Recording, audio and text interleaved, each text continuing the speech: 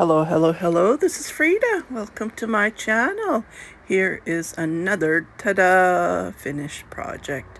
Well, I still have to crochet 3 more of this piece and then it's going to be finished. I weighed it. It's 332 gram of yarn I have used on this one piece.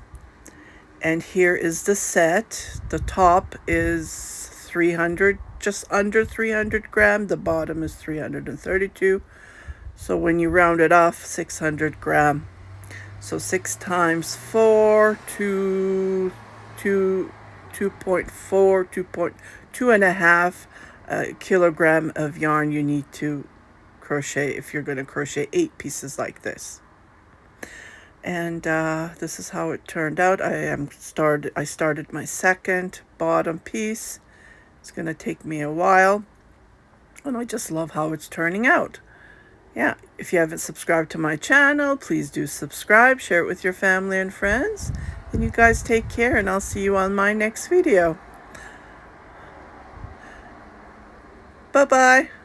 And I'm measuring here for you guys to see. Well, actually, this is for the buyer to see. Take care. Bye-bye.